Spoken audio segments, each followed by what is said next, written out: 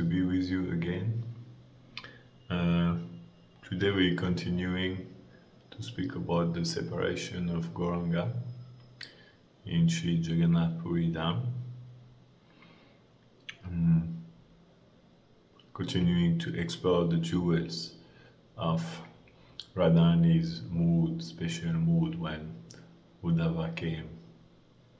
Because that's one of the main state of consciousness of Chaitanya Mahaprabhu in Puri.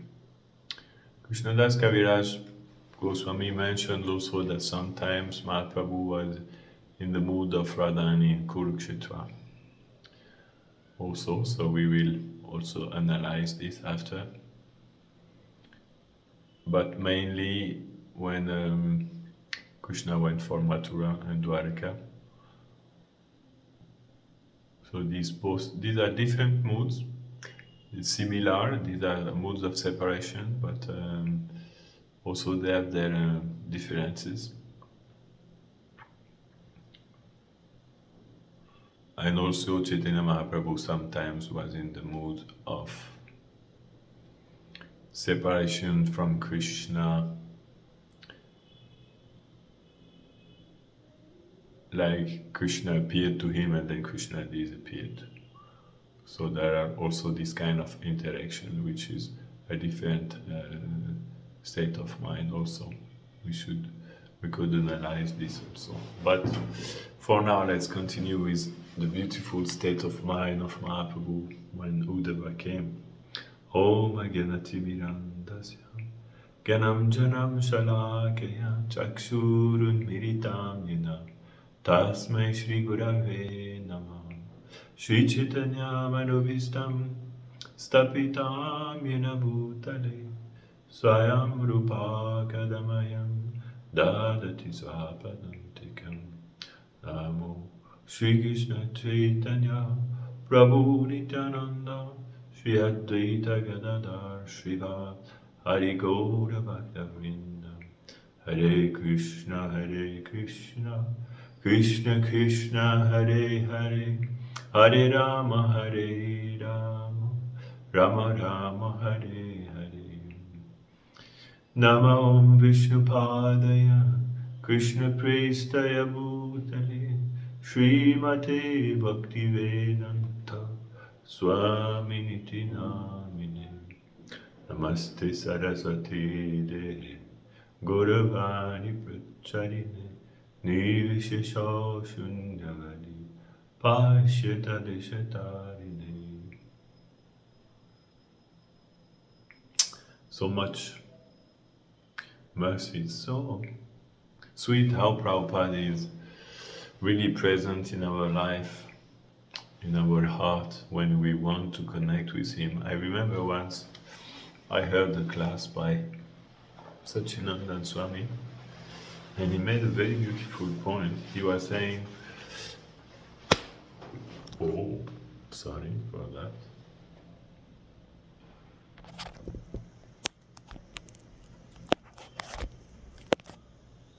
Okay, we're back. He was saying, our acharyas like Haridas Thakur, who was speaking of Haridas Thakur, actually they are very available.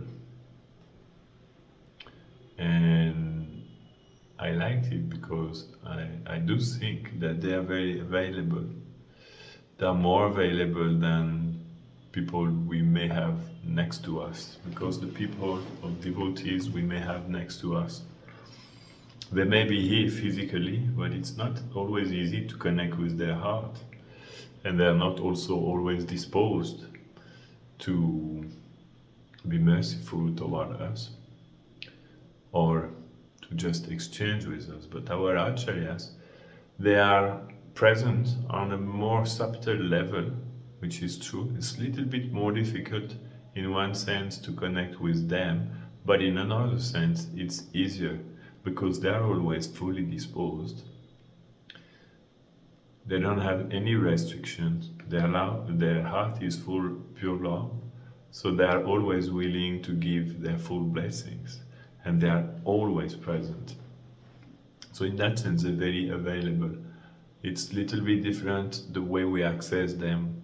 Someone who is next to us, we can just say, hey, such and such, this and that, and then they hear it.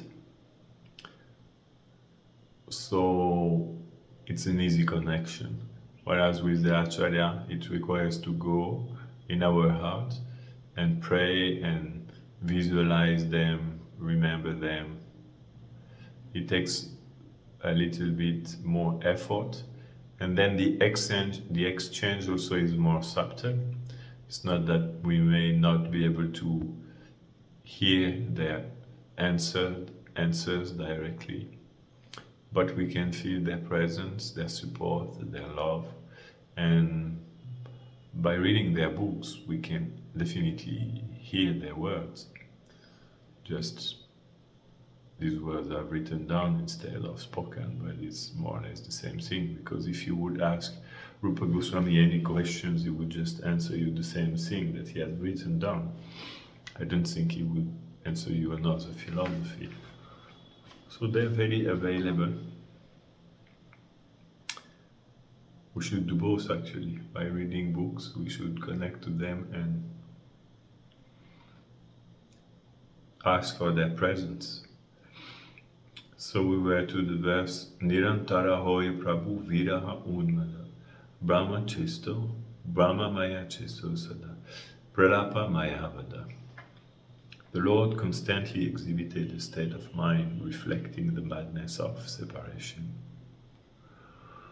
All his activities were based on forgetfulness, and his talks were always based on madness. More or less it means whatever he would do was full of confusion and forgetfulness. Mahaprabhu would just sometimes not know what he was doing, just act mechanically. Actually, it's not mechanically, it's pure spontaneity of love in his heart, but externally it would look like someone acting without proper understanding of what he is doing. Like sometimes he would just draw some lines on the floor with his finger, rubbing his finger on the floor, and with no real purpose. And Swarup Damodar Goswami would catch his hand and say, no, stop that, don't do that, you will hurt yourself.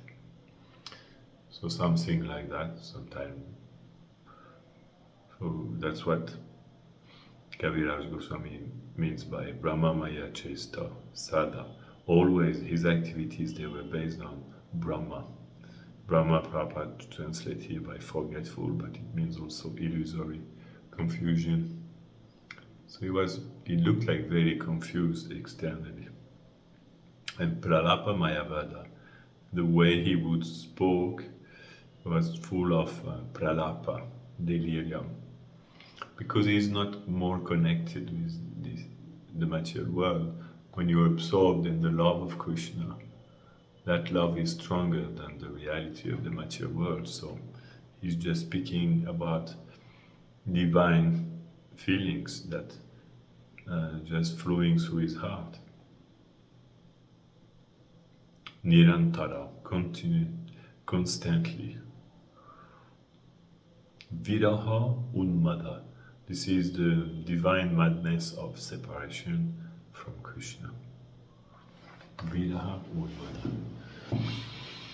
May we one day also be sprinkled by some drops of this disease if we associate with Mahaprabhu. Definitely it will happen. So we were reading from Padyavali. Srila Rupa Goswami is quoting some beautiful verses related to Uddhava when he came to Vrindavan, what was the mood and the consciousness.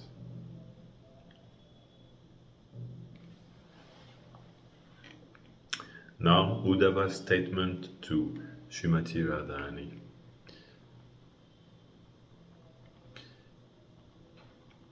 Rupa is quoting this verse. O beautiful sighted Radharani, don't stain your moon-like face with these tears from your eyes. Lord Hari, who is an ocean of mercy, will be merciful to you again.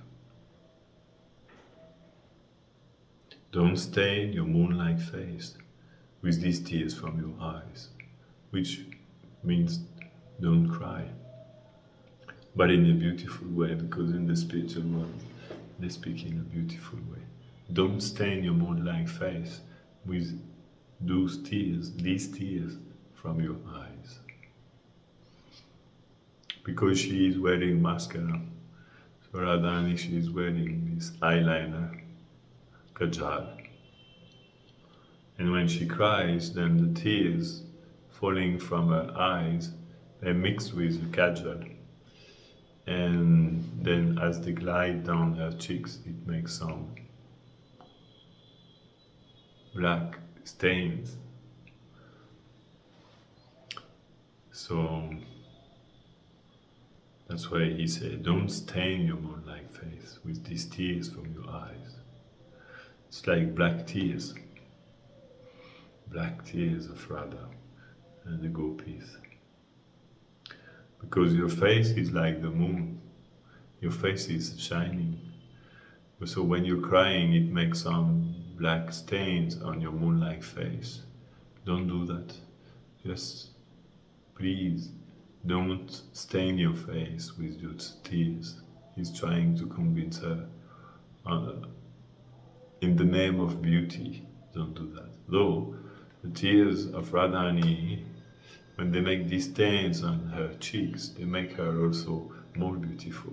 Very beautiful stains, like there are stains upon the moon. And sometimes, because poetry is like this, sometimes we use, generally the stains on the moon, they consider the bad quality of the moon. But sometimes we can also reverse and use it, because the stains on Radharani's face, even though Radharani is like the moon, the stains on her moon-like face, they are not bad qualities, they are good qualities, contrary to the moon. It makes her face more beautiful. We could also argue that the stains on the moon makes it beautiful. Why not? It creates some diversity, some contrast. It's beautiful. This is the moon. The marks on the moon, they're looking like a rabbit. If you have ever watched, you just watch. It looks like a rabbit with two big ears.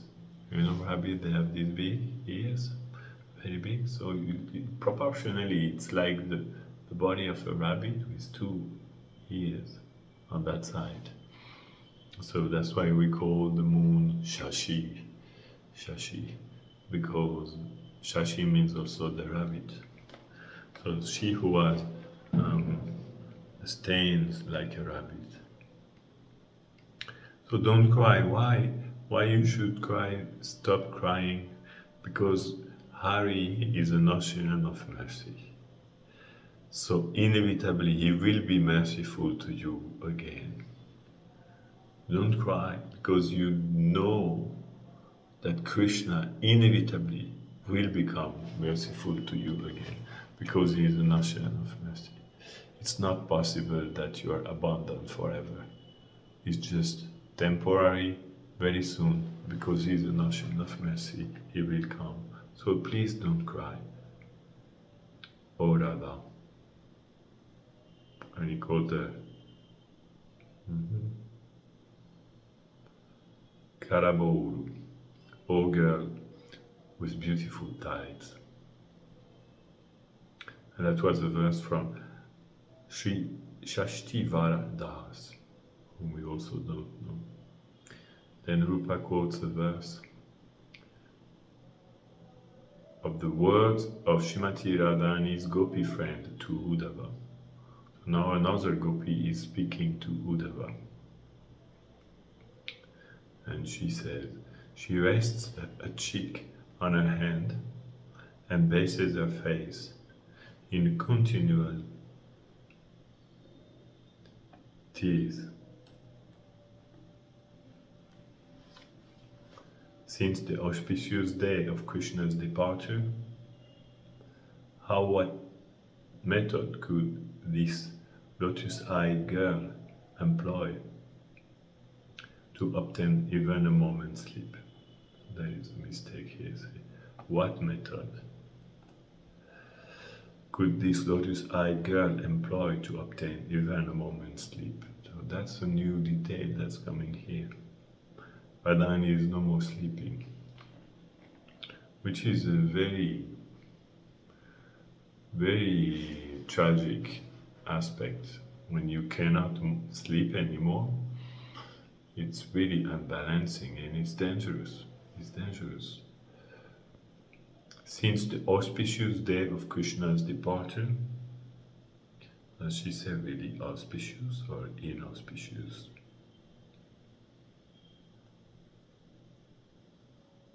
Mangala. So that's opposite speech.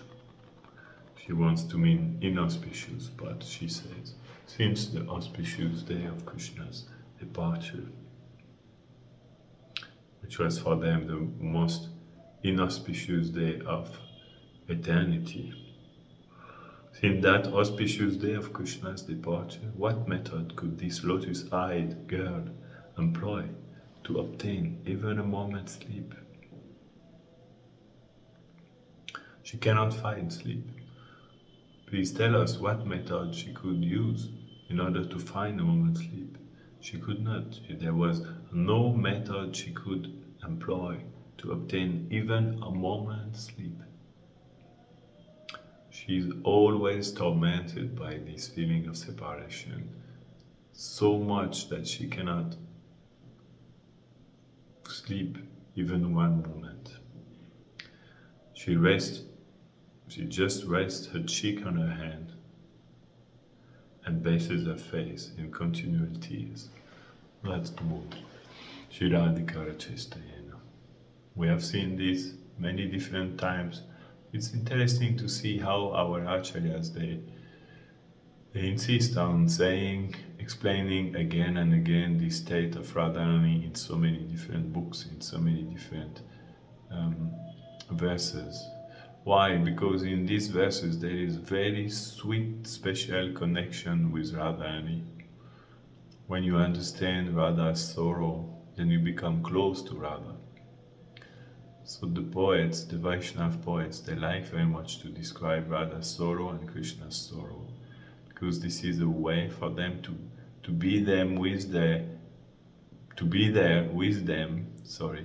in their sorrow. When someone is sorrowful, either you can let that person alone in his or her sorrow, or you can feel bad and trying to bring them back from that sorrow, or you can just accompany them in that sorrow. So how you accompany them? By dovetailing yourself to their feeling, to their heart, by understanding their heart, you follow them in that sorrow, because sometimes there is no much argument to stop that sorrow. It's difficult to find an argument to stop the sorrow of Radharani. When Krishna went to Mathura, it's very difficult to find a good argument. I mean, when Krishna leaves for the day during the forest, it's already difficult to convince that Radharani that everything is all right. Although inevitably Krishna will come back in few hours in Nandagram, still it's too much for her, because 1 moment looks like a millennium. So it's already very difficult to convince her, but at least there is that knowledge in the background that Krishna will come back before the sunset. And it's also there in Radharani's consciousness and in her maidservant consciousness, certainly very much, because they have to find arguments to alleviate Radharani's sorrow. This is one of the 16 service of maidservants or friends of the Sakis. You have to protect Radharani's life and to protect her from being sad. So they have to find arguments, and they can say, even though we understand your suffering, please think that Krishna is coming back tonight. And then at some point, the fact that Mother Yashoda, she wants you to cook some special preparation for tonight's dinner. And then that brings back Radharani to the happiness of serving Krishna, and she forgets her separation. Because the flow of Leela is such that, yes, time is, even though it may look like millions of years, still it is flying. It is flowing at least. Time is flying when they are with Krishna. That's the other problem. When they meet Krishna, all of a sudden time starts to fly. That same time that was not moving before, like passing millennium after millennium each second. Now when they meet Krishna, finally, time starts to fly, and just fly so fast that hours and actually, hours become second, and even millennium becomes second, because the night of the rasa dance lasted for an entire day of Brahma. Once more, 4,320,000,000 years. It really lasted that long, but they felt it lasted only few seconds. That's the other problem. And here we see again the problem of union. Because they meet with Krishna, but then the time flies so fast when they are with Krishna. So where is really the union, you know? It's also another form of separation. You're just feeling, wow, time is flying so fast, and then it's finished already after few seconds. It seems for them that it lasted few seconds. That's another problem. And once I was thinking, if when they are separated, 1 second seems to be billions of years, and when they are together, billions of years seems to be 1 second, then when in that is there really any scope for meeting Krishna? Think about it.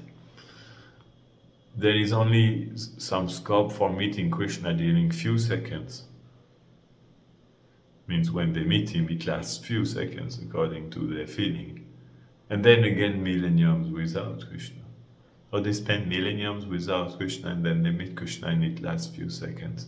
Even though it lasts actually millennium, but it seems it lasts few seconds. So for them, where is the impression of really being with Krishna? It's not really. It's so intense, the love is so intense, and even when they're with Krishna, they see the time is flying, and they're devoured by that anxiety that it's again another form of separation. So, but there are some arguments when Radharani is feeling separation from Krishna, and Krishna is in the fields or in the forest during the day. But when Krishna leaves for Dwarka, Mathura or Dwarka, he leaves for several days. And every day builds up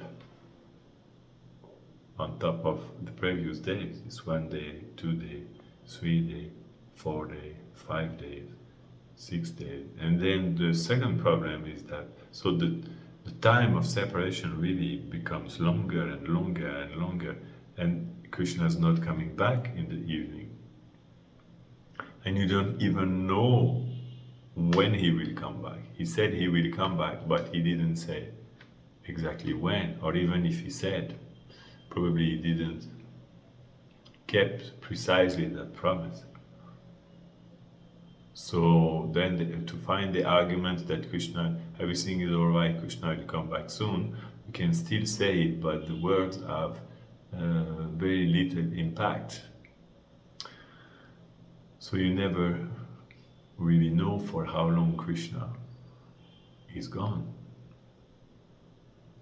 So they're hanging up themselves, they're hanging their life to the idea that, okay, no matter what, he said he will come back. And they do believe in Krishna, though sometimes they don't want to believe in him anymore, but they try to hang themselves, to hang their life to that promise that Krishna made. But when he's gone to Mathura and Dwarka, it's difficult to convince yourself that he will come back soon. Yeah, it's very difficult. So they are like this in a longer separation. This is a very different mode of separation.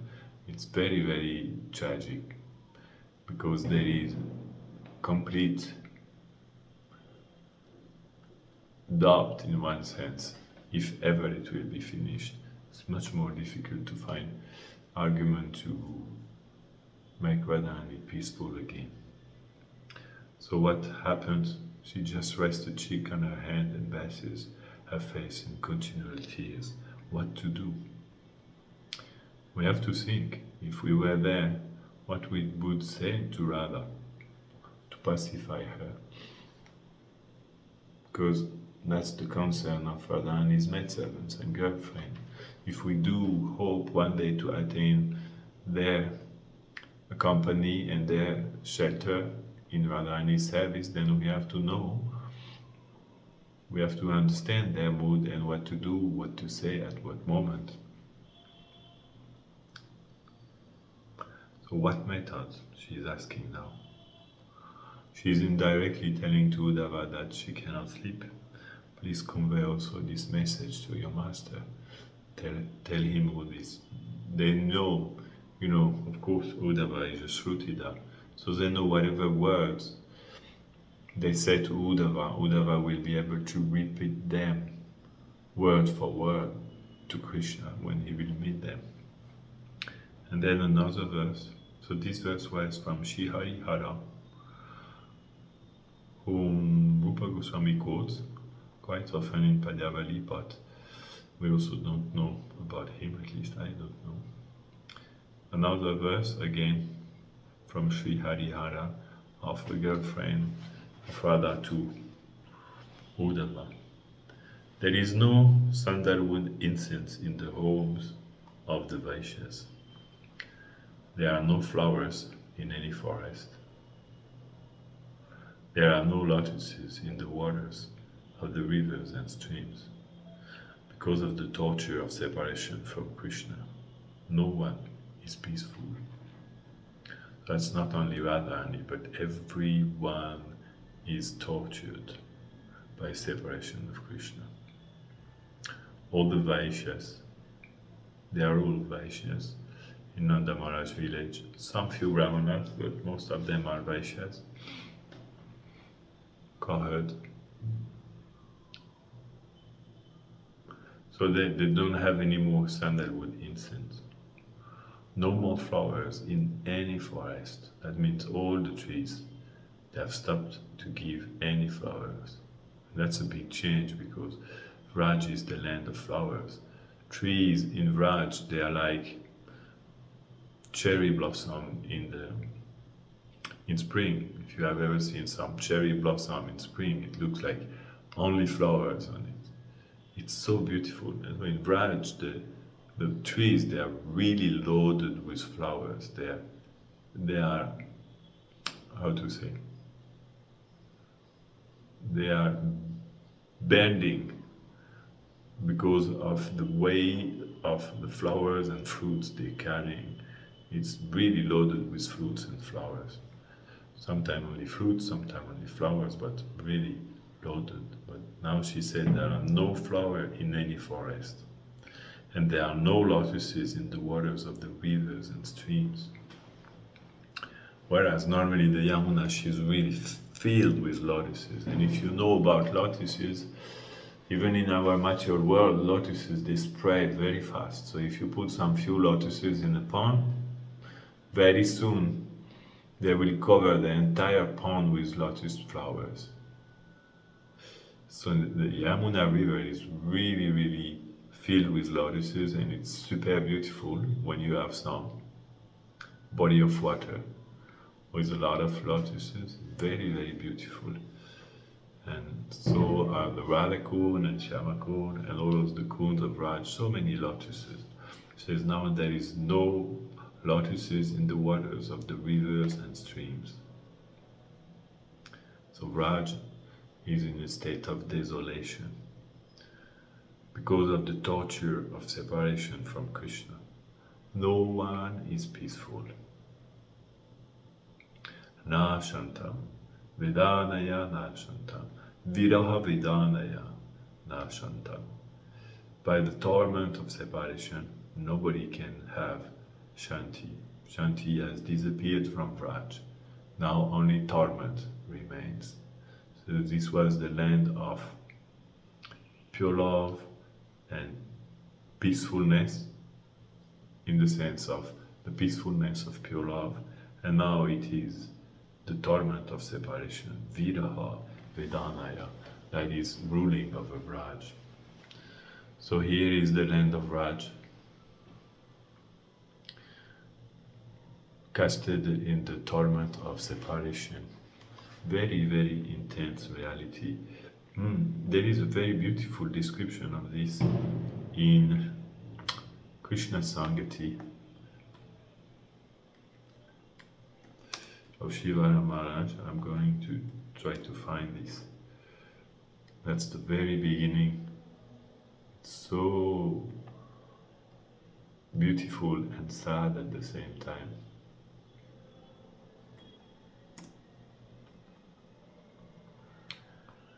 Let me read that to you. Okay. Description of that state of Vrindavan. Chapter 1, Krishna Sangati, departure from Mathura. The tree-lined road through Vrindavan forest was always muddy. So tree-lined, that means there are trees on both sides of that road. There is a road going from Nandagram to Mathura. So that road through Vrindavan forest, very deep in dense forest of Raj, was always muddy from the incessant tears shed by those trees as they remembered how Krishna and Balaram had passed that way on their way to Mathura. So now that road was drenched with the incessant tears of the trees, because they remember how Krishna Balaram left. The trees grieved so because they were unable to follow the divine brothers. They would have liked to go with Krishna and Balaram, but they couldn't. As trees, they were forced to stay there and look at them going away. The forest fire of the trees' sorrow should have burned them to ashes, because there was such a sorrow in their heart. That's the beauty, how Shiva Maharaj described the beauty of the trees' feelings. Such a sorrow in their heart, it was burning them so forcefully that they should have been burned to ashes by the forest fire of their sorrow. But the constant monsoon of the gopis shooting nectarian tears, through nectarian tears, had contained the fire and given the trees new life. So they could not burn because there was so much tears of the gopis also that was containing the fire. But what kind of life could they lead without Hari? Please listen very well this beautiful description of Raj. For those for whose pleasure should delicate buds ornament their twigs? For whose pleasure should their beautiful sumana flowers perfume the forest? For who? For whose pleasure should graceful birds sing upon their branches? What was the purpose now? Why should these trees have continued to live? Why? It's a good question. Indeed, why should any of Vrindavan's forest creatures have continued to live? There was no more reason to leave. Krishna had gone. Such an emptiness they were feeling, such a separation. Once industrious bees had lost interest in collecting pollen to make honey. And besides, there was no pollen to gather. Both the flowers and the bees had abandoned their duties and continued to live only by tasting the all-pervading sweetness of the gopis. So in that sorrow, there is the sweetness of the gopis which is there, the sweetness of their feeling of separation. It's still very sweet and maintaining everybody alive. Such beautiful realization. Once playful deer, unmindful of the soft grasses that had lost their flavor, longingly gazed toward Mathura. In sadness, they simply listened to the echo of Krishna's flute song. There was no more flute song, and the deers, they were just no more eating. Anyway, the grass had no more taste. They were just gazing at the road in the direction of Mathura, in the devastation of separation from Krishna. And in their mind, in their heart, they were remembering the echo of Krishna's flute, trying to catch it in the ether while it's still here. And if that echo were ever to leave the valley of their ears, then how would these timid creatures have continued to live? So actually they were perceiving that echo. Because the sound of Krishna's flute, Krishnadas Kaviraj Goswami described, once it enters the ears of someone, it will make like a bird, it will make a nest in their ears, and this person will never be able to hear any other sound. So they have this echo. And if that echo were ever to leave the valley of their ears, then how would these timid creatures have continued to live? They would live only by hearing of Krishna, as did the gopis, who had sustained Vrindavan with their love, as did the bees, birds, and spare foliage, who had all abandoned their duties in the trauma of Krishna's absence. And if they must, for if one tiny insect, one insignificant blade of grass, or any of Krishna's associates were to die, Krishna would immediately perish of a broken heart. Can you feel that beautiful, amazing love? This is separation when Krishna left for Mathura.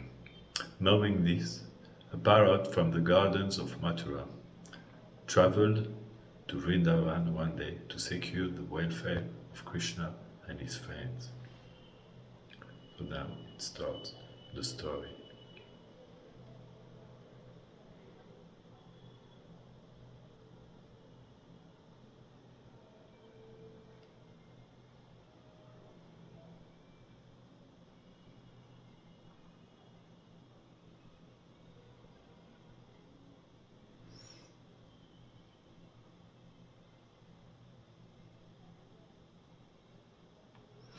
Mm-hmm.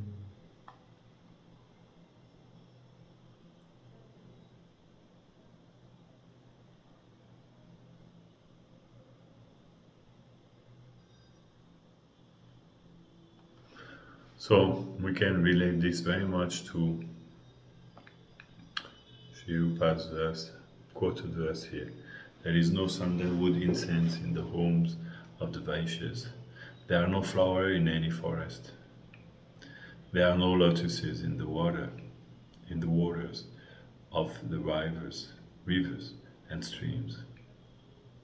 Because of the torture of separation from Krishna, no one is peaceful. This is another beautiful verse by Sri Hari Hara. O breeze, you are the life breath of all the universes. By picking upon the sound of Krishna's flute and revealing the past to him, you formally became the leader of the beautiful eyebrowed girls of Raj. O breeze, from the gardens of Mathura, by touching the transcendental body of Krishna, you have become very pure and cool. At this moment, you are our only protector. So he says, this is Sri Ramachandra Das. He says that he is addressing the wind or the air, saying that you are the life breath of all universes. And once, when Krishna was there, you would pick up the sound of Krishna's flute, and thus you would reveal the past by carrying the sound of Krishna's flute. So you became the leader of all the beautiful girls of Raj, helping them to reach Krishna by carrying that sound. Now that flute is no more playing. But from the gardens of Mathura, where Krishna is, by touching the transcendental body of Krishna, you have become very pure and cool. We cannot, but you are there, and you can touch his transcendental body. Because of that, you become very cool and pure. At this moment, you are our only protector, because then you can blow toward us and bring us that air that has touched Krishna's body, that pure and cool air that will protect us. So this is how beautiful the feelings of separation comes. It makes Krishna's associate see the love of Krishna and the beauty of Krishna in everything. Then we have a letter to Krishna from Radha's Gopi friend. Now they're sending a letter to Krishna.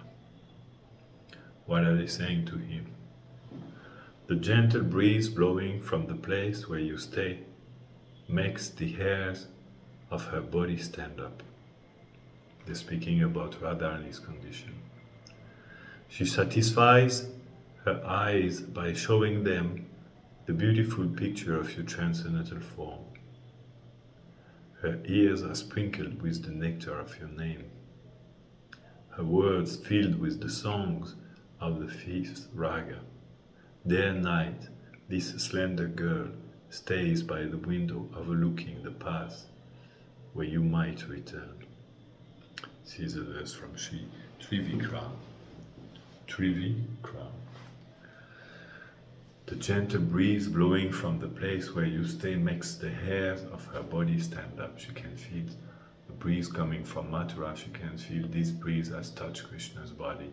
Now it's touching me, and all symptoms of ecstasy manifest in her. Her hairs stands on hand. She satisfies her eyes by showing them a beautiful picture of a transcendental form. Radharani has a picture of Krishna that was made by Vishaka. Probably extremely beautiful picture, maybe as beautiful, I could say, as more beautiful than a painting, because they are perfect, so whatever Vishaka draws must be more beautiful than our modern cameras. So she's looking at this picture to satisfy her eyes with your transcendental form. Her ears are sprinkled with the nectar of your name. She wants only to hear your name. So like this, she's doing all this to keep, to stay with Krishna. Her words filled with songs in the fifth raga. So she's chanting songs. The fifth raga means the mood of Madhurya Ras. She's chanting all these beautiful love songs. Day and night, this slender girl stays by the window overlooking the path where you might return. All these verses, we could read them forever, again and again.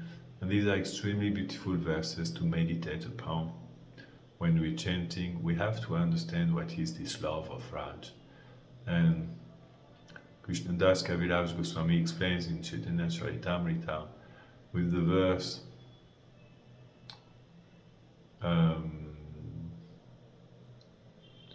Vaturinata Katavalokshasi Hridayam Dvadaloka Kataram Tayita Brahmyeti Kim Karomyaha. What is the first line? Aidina Dayardanatahi Maturinat Kadavalokshati Hridayam Dvadaloka Kataram.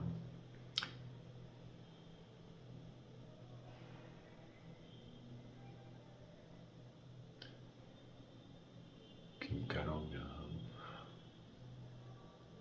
Taita Brahmyachi Kim Karomyaham. So Radharani is lamenting in separation from Krishna in Mathura. And Krishnadas Kaviraj Goswami explained that this verse Mahaprabhu would chant it constantly again and again and again. So this verse had the power to open the door of Gauranga's heart. And he would repeat it over and over again because this verse, Kaviraj Goswami says, is like sandalwood. The more you rub sandalwood, and the more its fragrance comes out. In the same way, the more you repeat this verse, and the more its meanings is revealed. And that's true not only for that verse, but for all the verses.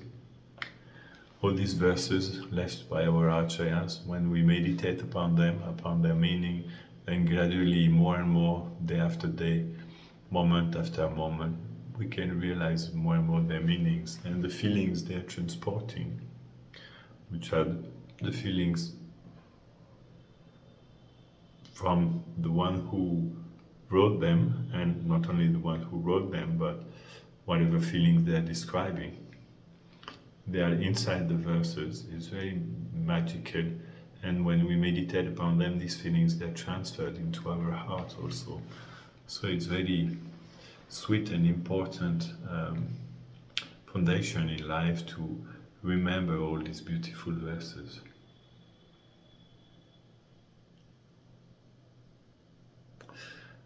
Day and night, this slender girl, Radhani, had become very, very slender, like a moon crescent. She stays by the window overlooking the path where you might return.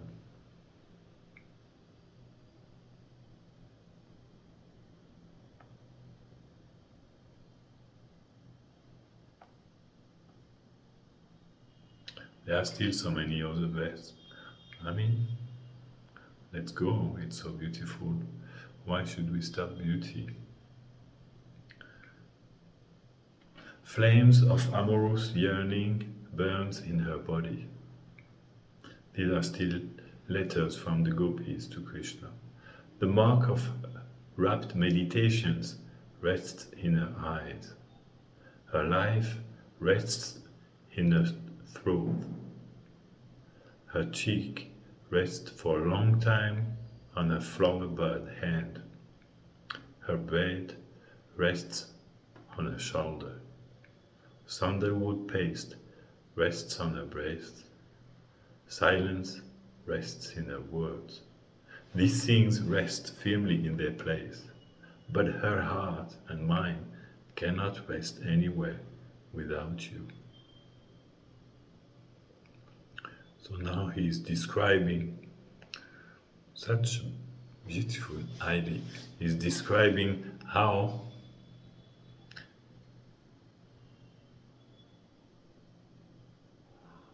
things rest in her. We're gonna read it again. Flames of amorous yearning burns in her body. Loving desire to serve Krishna, be with Krishna, and love Krishna. And they burn her body because of the separation. Flames of love burning her body. The mark of rapt attention rests in her eyes. So we can see in her eyes there is rapt attention. She's really focused, very deep attention. Rapt meditation, she's deeply absorbed in meditation upon you because of separation. Her life rests in her throat. We said that when the life just before leaving the body comes up to the level of the throat, that means you on the verge of dying. Her cheek rests for a long time on her flower-bird hand, like this, or like this, Adani. In despair, she has to hold her head, and she's resting her cheek on her lotus-like hand, so beautiful hands of Radhani. And when she puts her lotus-like face, rest her lotus-like face on this lotus hand, it becomes very, very beautiful. Her braid rests on her shoulder. Sandalwood paste rests on her breast. This seems more normal. But silence rests in her words. Oh no, sandalwood paste rests on her breast. This is for cooling her down because of the fire. Silence rests in her words. That means she's no more speaking. Her words has become silent. These things all rest firmly in their places, but her heart and mind cannot rest anywhere without you. Her heart and her mind don't find any resting place. This is a verse by Sri Kshemendra. They're sending these extremely beautiful messages to Krishna.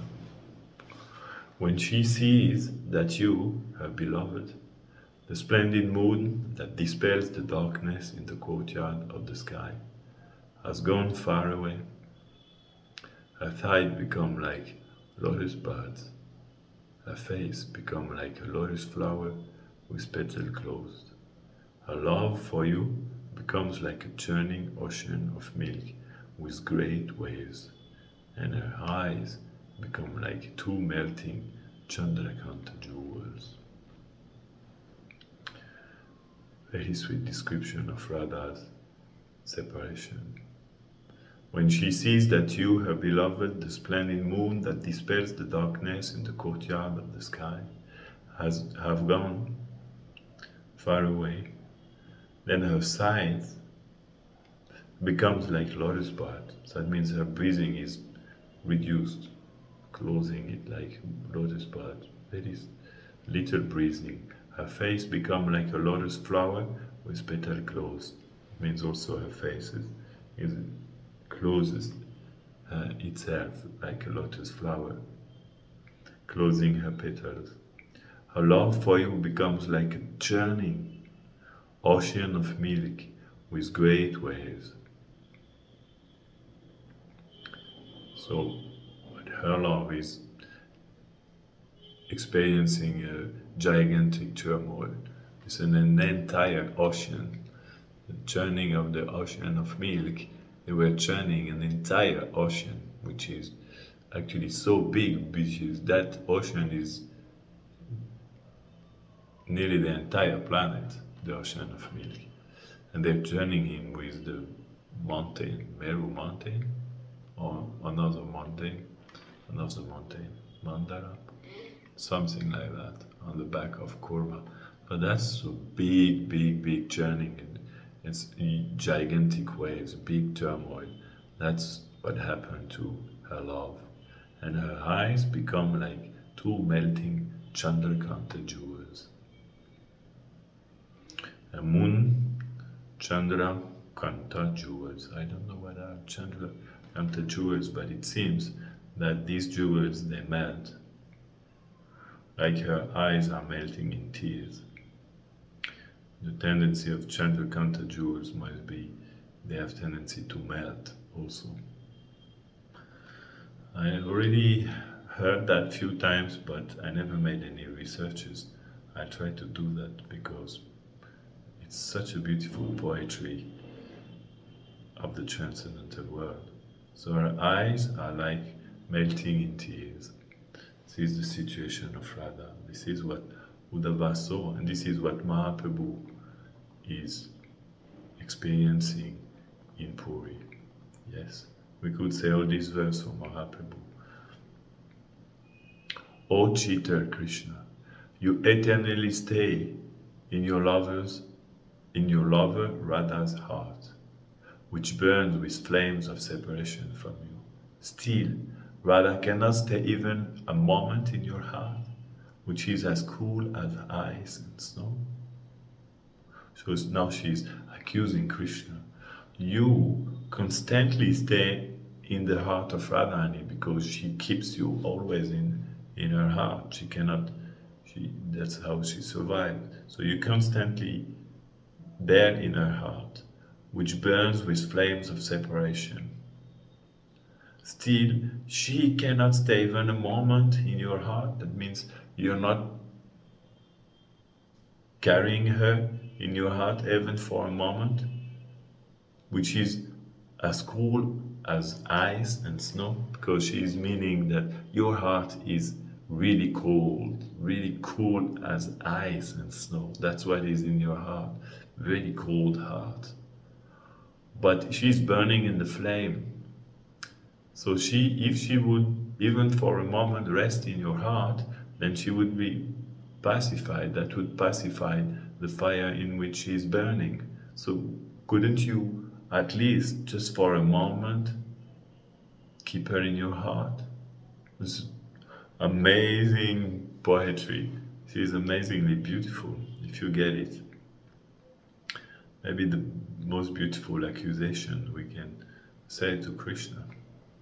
All these things are made to really churn Krishna's love when he will receive these answers and really transfer to him how broken-hearted they are. And when Krishna would read this, Krishna would just either faint or just cry for days and days. And in Mathura, Krishna is crying, nobody understands why. He's really broken-hearted, trying to hide it, but you know when someone is really broken-hearted, even though he tries to hide it, you can still see it. They don't want to see it so much, so they also make some abstraction of it, but it's there, it shows.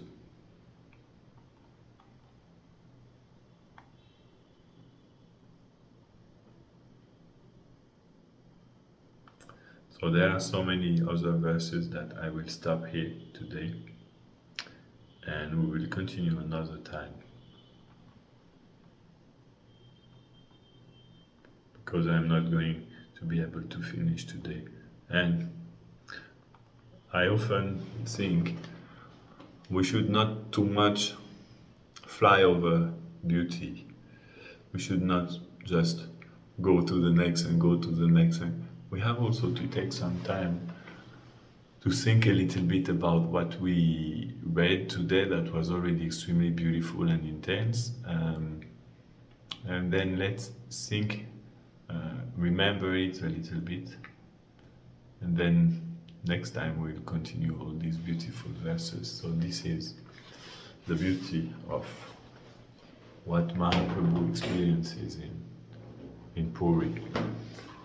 The state of mind of Radhani when she saw Uddhava, that's the separation. And you can see as we read more and more, you can see that that separation is as painful that it is beautiful.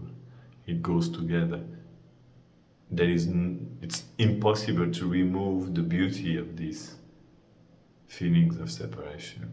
It's fascinating how beautiful it is. It's fascinating that level of love and how sweet it is. Although at the same time it's a burning fire, it's a very intense feelings of separation, and they're crying and they're feeling really devastated. But because it's Krishna's pastime on the level of pure love, it can only become more and more beautiful at every moment. So this is a way love develops. Ahireva gatir premna. Swabhava kutila bhavat. Pure love for Krishna is not like a straight line, it's like a zigzag. It's the zigzag between beauty and torment, between ecstasy and suffering of separation. And it's very difficult to understand how it works, but this is like a wave that comes and catches you and then carries you in the ocean of Krishna's love for eternity. Mahaprabhu is floating upon that ocean. Now Krishna gave up all control, and he gave all control to Radha and his love. And now he is floating upon the ocean of Radha and his love. That's Chaitanya Mahaprabhu. When he is in the Gambhira, or when he is in Jagannath Puri, he is like this, floating in the ocean of Radha and his love. That's what Krishna wanted. So we have to understand that this experience is the ultimate experience for Krishna. That's what he wanted for, that's what he was hankering for, longing for. And now he is going through that experience, finally. So Gaura is a very special aspect and experience of Krishna, when he really goes into what he wants to go into Radha's love and Radha's heart. So that's Gaura.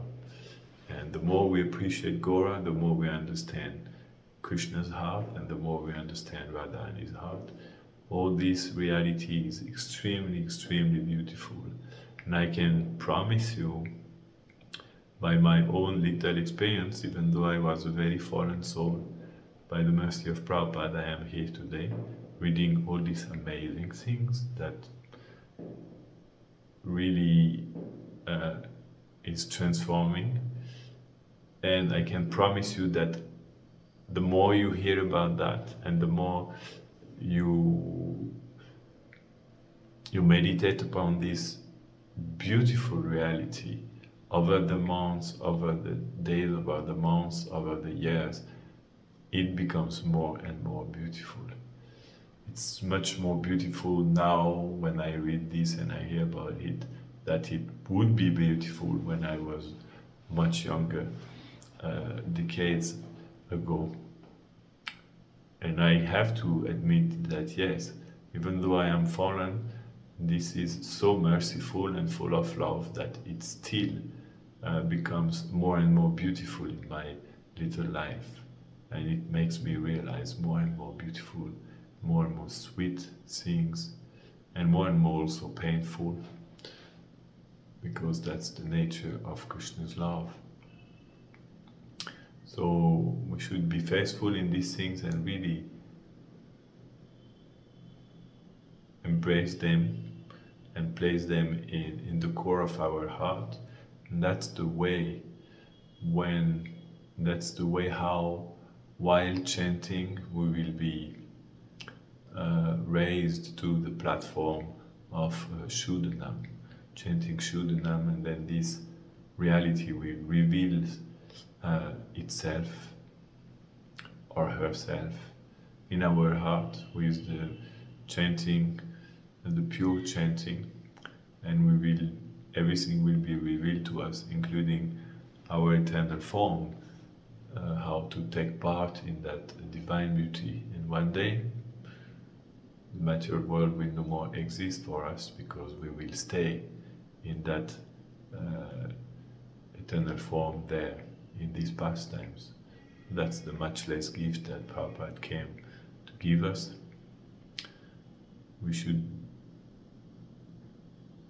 really open our heart and take it at heart.